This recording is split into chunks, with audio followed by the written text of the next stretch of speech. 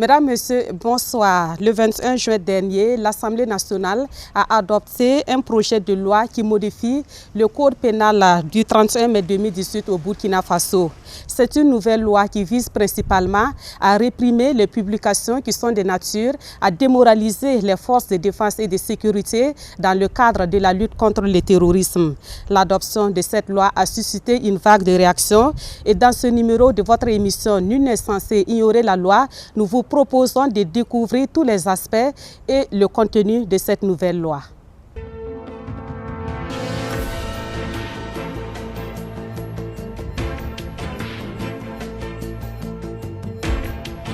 Un an après son adoption, le nouveau code pénal du Burkina Faso vient de connaître une modification. Le gouvernement qui a soumis le projet au vote de la représentation nationale estime que des phénomènes infractionnels n'avaient pas été pris en compte dans le code pénal de 2018. Et ces phénomènes infractionnels sont en rapport avec le terrorisme et les publications sur les réseaux sociaux. Je vous invite à revivre les temps forts de la plénière et c'est dans ce reportage de Paul David Bambara et Zubavier David Dabiri. 103 voix pour, 7 contre et 4 abstentions. Les députés burkinabés viennent de voter la loi modificative du code pénal de 2018 dans une ambiance quelque peu agitée. Tout commence avec une déclaration des groupes parlementaires UPC, CDP et PGRN demandant le retrait du projet de loi et ce, en vue d'une large concertation des acteurs. S'ouvre alors le débat. Les députés argumentent, suggèrent, défendent et mettent des réserves ou même soutiennent ouvertement le projet de loi. Le 30 avril, au matin, ma femme qui me frappe. Je dis, Ketia, c'est ton fils. Il téléphone depuis les États-Unis. Sur Internet, on dit que tu es mort. Vous l'avez entendu, non? On m'a tué. C'est par Internet. Que ceux qui sont des aveugles au moins ouvrent les yeux cette fois-ci avec un exemple terre à terre. Pourquoi? Parce qu'on ne peut pas permettre une liberté illimitée à un journaliste. La plume a fait beaucoup plus de victimes que l'épée depuis les 6 derniers siècles de l'humanité. Et quand le député Bendi Woba qualifie l'attitude de ses collègues de l'opposition de ridicule, une partie de la salle se vide. La presse nous a envoyé des courriers, même si c'est arrivé ce matin, en tant que député représentant le peuple, nous avons le devoir d'écouter ce peuple-là et surtout de dire au gouvernement, attention, les gens disent qu'il y a un problème ici, prenez le temps. Qu'est-ce qui nous pousse que de faire une semaine, 2 semaines ou 1 mois pour revenir encore sur ce projet de texte, le lire et avoir une position consensuelle. Nous pensons que c'est comme ça qu'on construit un pays. Mais vouloir passer par le forceps, c'est mauvais. De deux, nous pensons qu'il y a des camarades et des collègues également députés qui n'ont rien compris dans la démocratie. La contestation, ce n'est pas des injustes, ce n'est pas des comportements enfantins. Pour le gouvernement burkinabé, la modification n'est nullement une volonté de museler la presse, mais plutôt de créer les conditions pour une protection des forces de défense et de sécurité dans leur mission. J'ai vu des gens qui ont fait des déclarations pour dire, en matière par exemple, même la diffusion en direct, est-ce que si on avait ce texte, est-ce qu'on pourrait donner les images du capitaine? Non, on a dit des informations de nature à compromettre. Ça veut dire concrètement quoi? Une attaque a lieu, vous allez vous donner l'information, mais vous n'avez pas le droit de donner la position de nos forces de défense et de sécurité, parce que donner leur position peut permettre aux ennemis de savoir comment s'organiser.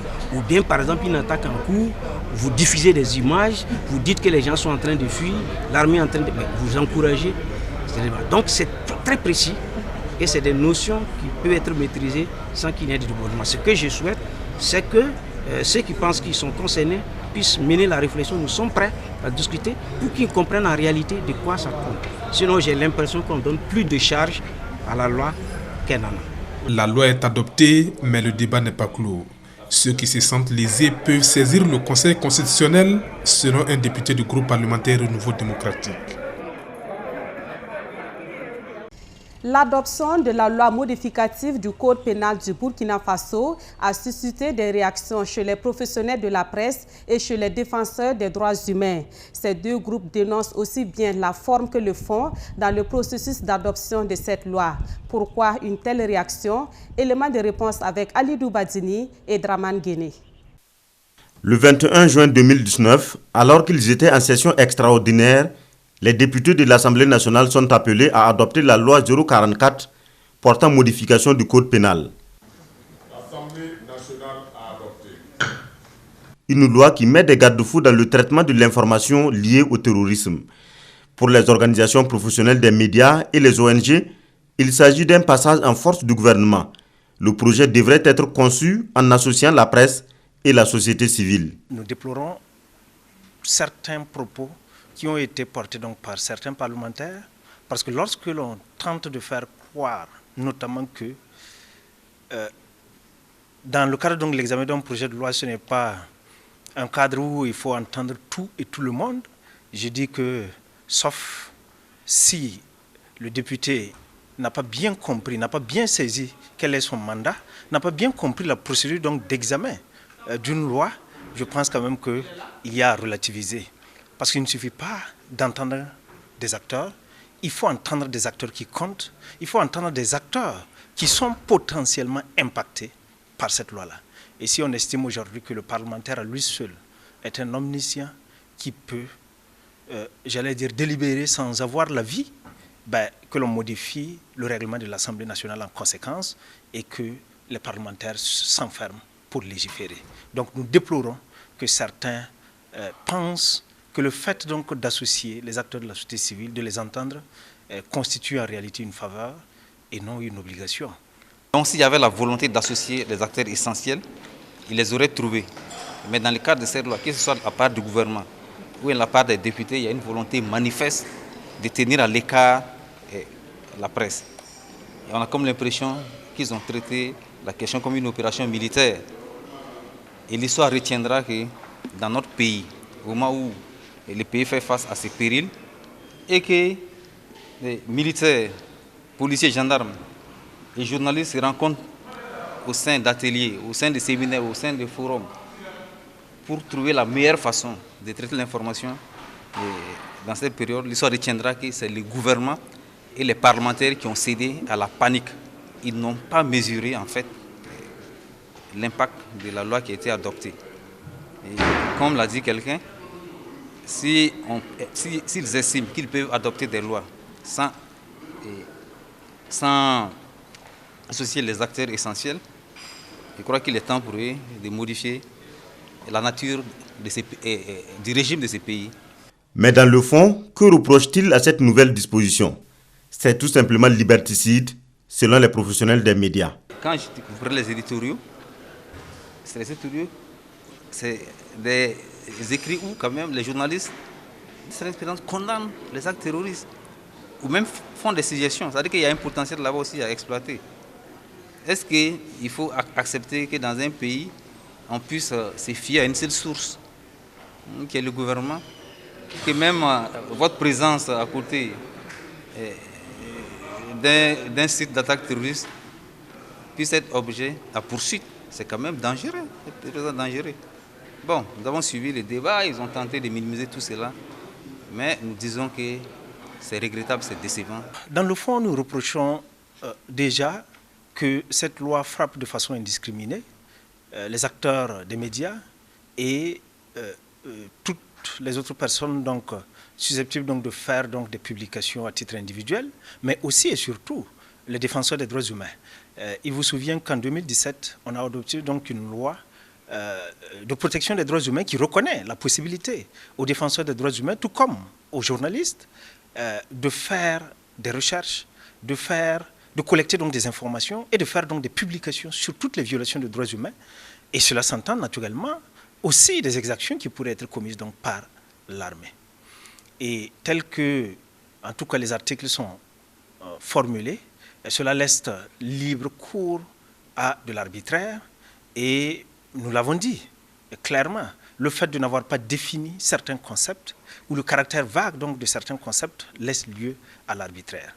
Et pour cela, nous pensons qu'il aurait été beaucoup plus intéressant, en lieu et place donc, de passer une telle loi donc, pendant une séance extraordinaire où on sait que le temps est véritablement limité, laisser la place à la concertation entre acteurs si on tient véritablement donc, à la qualité de la loi et ainsi permettre que lors donc, de la séance budgétaire à venir, éventuellement, on puisse soumettre donc, ce projet à l'Assemblée nationale. Les critiques sont acerbes, mais civisme oblige, les organisations professionnelles des médias l'acceptent. Elle s'engage même à travailler à la sensibilisation des populations afin que la loi soit respectée. La loi est dure, mais c'est la loi. Intéressons-nous avec plus de détails au contenu de cette nouvelle loi. Quelles sont les nouvelles infractions qui sont définies dans cette loi? Qui sont les potentiels auteurs de ces infractions? Et surtout, quelles sont les sanctions encourues par ces auteurs? Voici autant de questions que nous avons posées à un spécialiste du droit. M. Issa Fayama est par ailleurs le directeur de cabinet du ministre de la Justice burkinabé. Suivez cet entretien.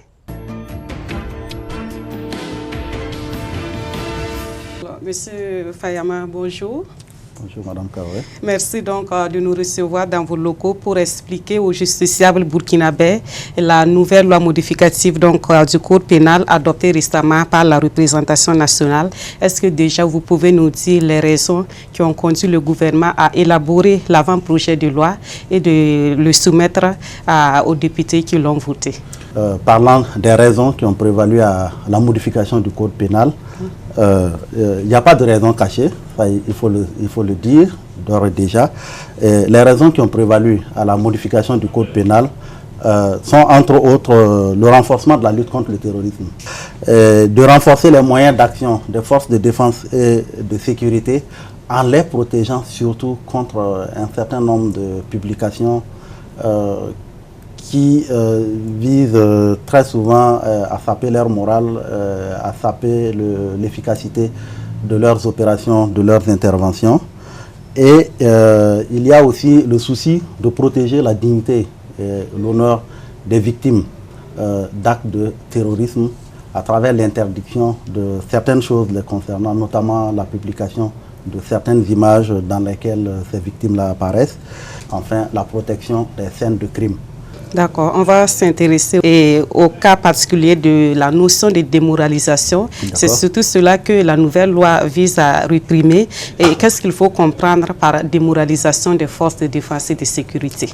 Alors, la démoralisation, le dictionnaire français définit cette notion comme étant le fait d'affaiblir le moral ou d'affaiblir le courage d'une personne. Et quand on parle de forces de défense et de sécurité, je crois que ce sont ces valeurs-là qui leur permettent de remplir leurs devoirs, parfois jusqu'au sacrifice suprême. Je vais juste vous donner quelques faits, quelques éléments qui peuvent caractériser la démoralisation des FDS. Je peux citer par exemple la publication d'images des FDS tombées sur le front. Lorsqu'on procède ainsi, qu'est-ce qu'on cherche à faire paraître? C'est l'échec des FDS face aux forces ennemies et à contrario, ce que les forces ennemies peuvent tirer de ces publications-là, c'est leur succès face aux FDS. Et lorsqu'on met l'échec des personnes de cette catégorie, là, j'avoue que c'est de nature à porter atteinte à leur morale ou à ramener leur morale vraiment à un niveau qui ne leur permet pas de s'engager véritablement. Ensuite, on peut citer la publication, dans un dessin subversif bien sûr, d'informations internes à l'armée. De plus en plus, il y a des questions financières qui sont sur les réseaux sociaux, des critiques frontales adressées à la hiérarchie militaire. Vous savez que l'armée est une institution qui fonctionne sur la base d'un certain nombre de principes. Et ces actions ont tendance à mettre à mal ces principes, ces valeurs de l'armée, le respect de la hiérarchie. Monsieur Fayama, la loi a été votée concrètement. Qu'est-ce qui est désormais interdit à ceux justement qui avaient l'habitude de publier certaines informations via les réseaux sociaux? Qu'est-ce qui est interdit? C'est la démoralisation, c'est une infraction qui existait déjà. La publication de fausses nouvelles. Vous allez me demander interdire une fausse information. Pourquoi? Une fausse information peut mettre en danger la vie d'autrui. Une fausse information peut créer le désordre dans un pays, dans une ville, dans une partie du territoire. Ce n'est pas des hypothèses d'école. Récemment, on a eu à lire sur les réseaux sociaux une alerte tendant à faire croire qu'un groupe de personnes qui est cible de terroristes, que ce groupe de personnes est actuellement en train d'être attaqué et que ce groupe a appelé au secours en vain les forces de défense et de sécurité. Donc, ce groupe de personnes est situé quelque part sur le territoire national. Moi, personnellement, je ne savais pas que ce groupe de personnes, des religieux, était situé à ce niveau. Et l'information qui a été donnée relativement à l'attaque dont ce groupe était victime est une information totalement fausse. Mais la conséquence, elle est très grave. La conséquence, elle est très grave parce que ce groupe est désormais localisé. Et sachant que c'est une cible privilégiée des terroristes, vous voyez la conséquence si des mesures appropriées ne sont pas prises pour mettre en sécurité ces personnes-là. Enfin, la retransmission en direct des opérations et des interventions des forces de défense et de sécurité lorsque ces actions-là peuvent, j'allais dire, porter atteinte à l'efficacité de leurs opérations ou de leurs interventions.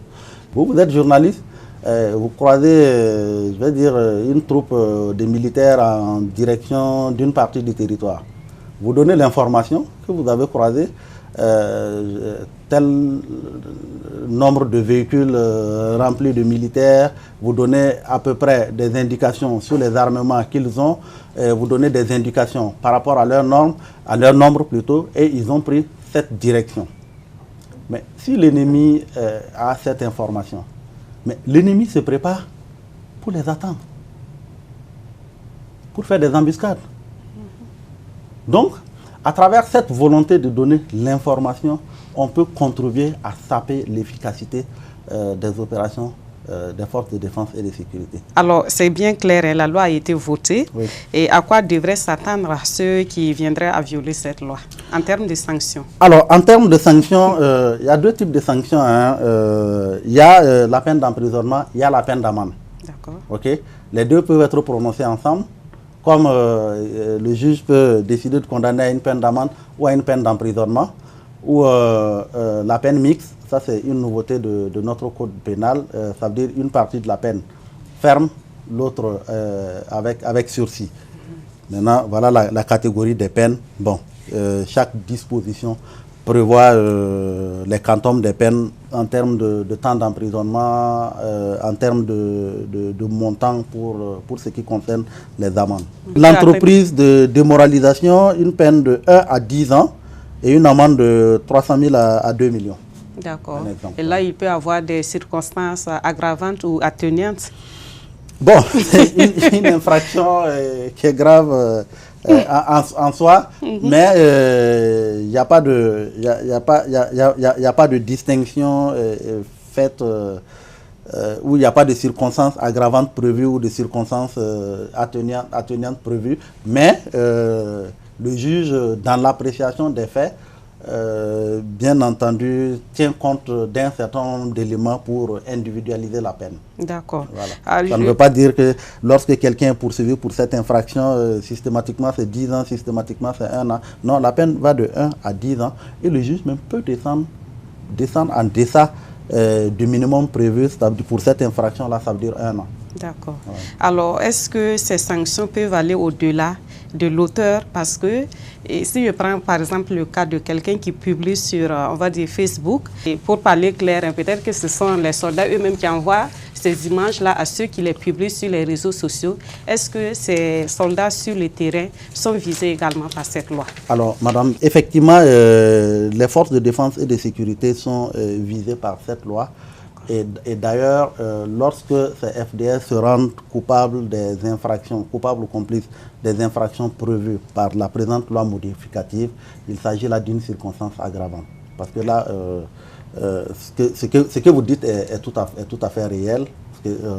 Il peut arriver effectivement que les images des scènes de crime soient captées par ces FDS-là, qui les envoie à d'autres personnes qui se chargent de les publier.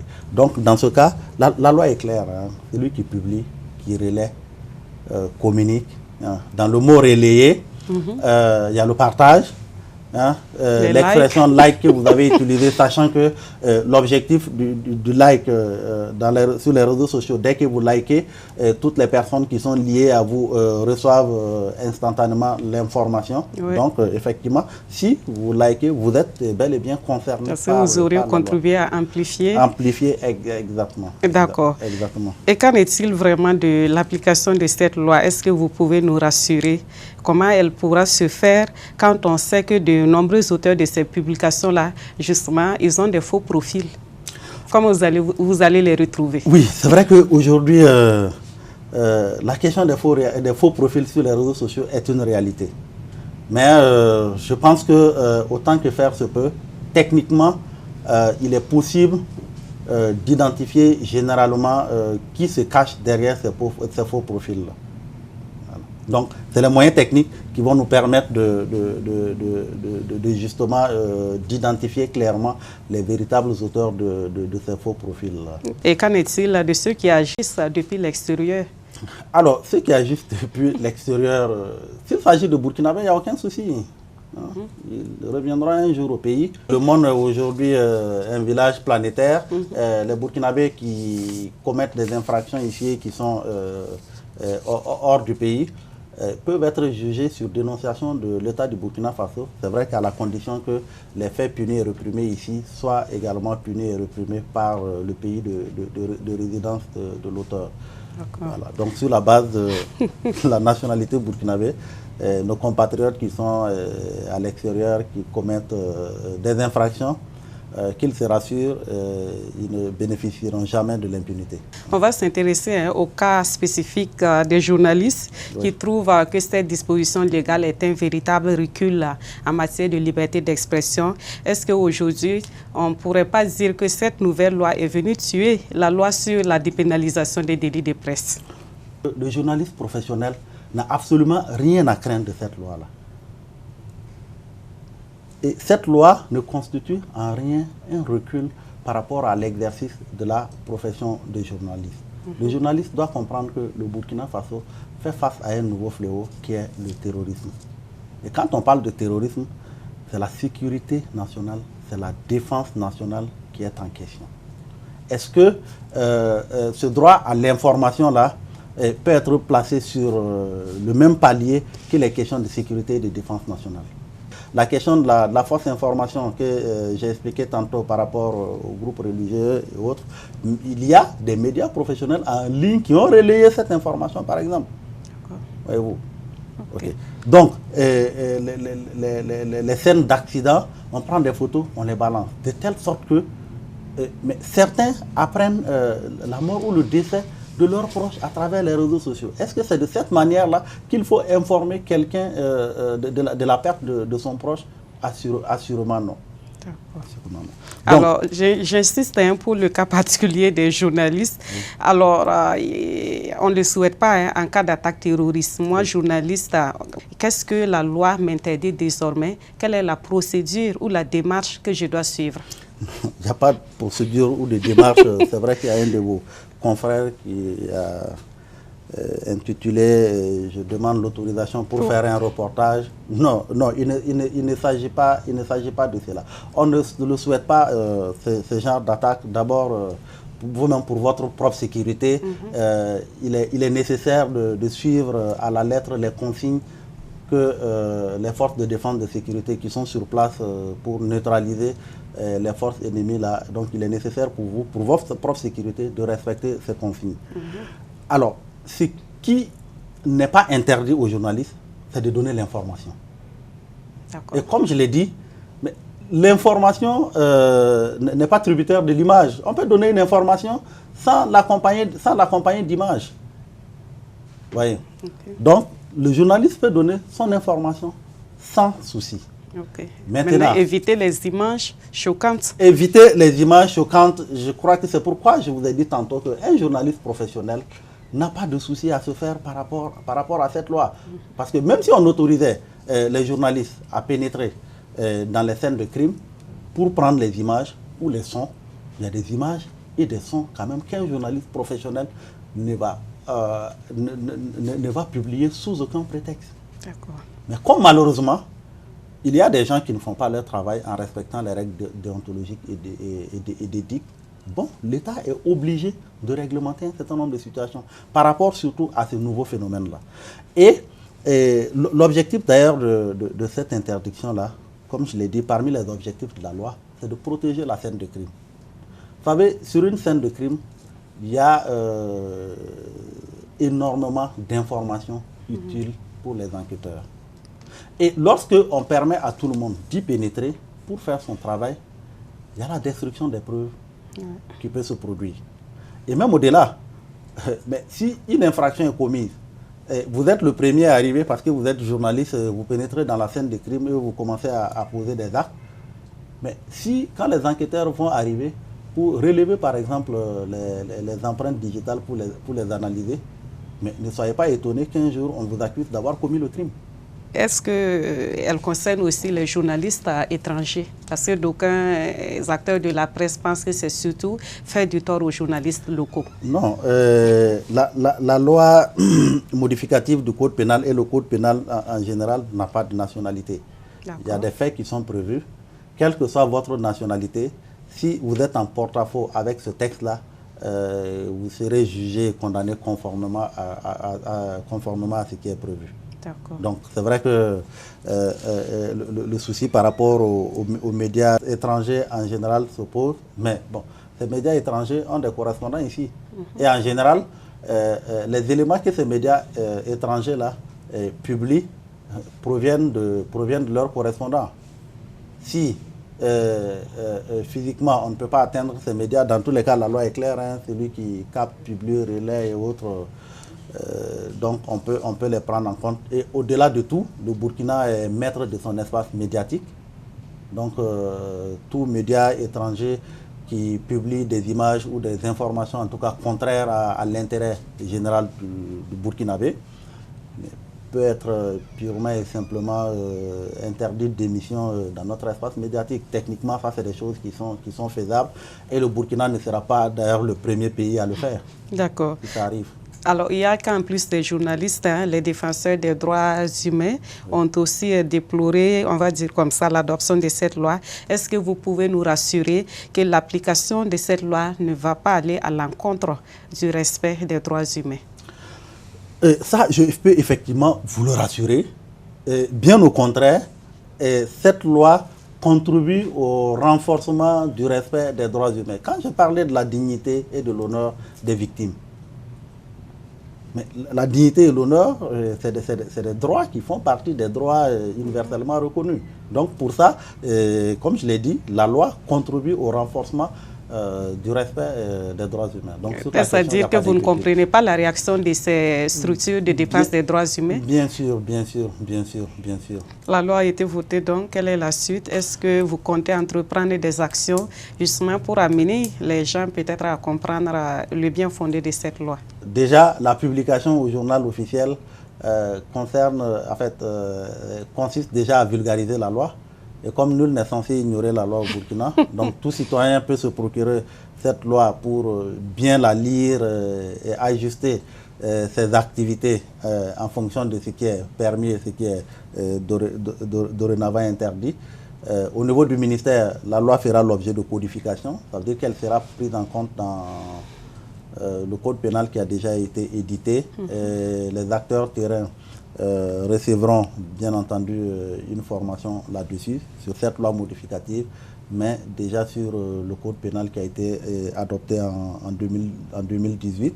Donc le texte sera vulgarisé. Vous journalistes, si ça vous intéresse, vous pouvez bien entendu... Bien sûr que ça nous intéresse. Voilà, donc vous pourrez l'avoir à portée de main, mais comme je l'ai dit, cette loi n'interdit en rien l'information. Et vous allez vous rendre compte sur le terrain que lorsque vous serez amené à prendre des vues pour illustrer une information, mais les enquêteurs vont vous autoriser à accéder aux scènes de crime une fois qu'ils auront fini de faire leur travail. C'est aussi simple que ça. D'accord. Merci beaucoup, M. Fahama. Mesdames, Messieurs, on s'arrête ici pour cette émission. Nul n'est censé ignorer la loi. Nous espérons vous avoir fait comprendre le nouveau code pénal qui vient d'être modifié. Après son passage ici à l'Assemblée nationale, cette nouvelle loi sera promulguée par le chef de l'État dans les 21 jours qui suivent son adoption. Merci de nous avoir suivis et à très bientôt.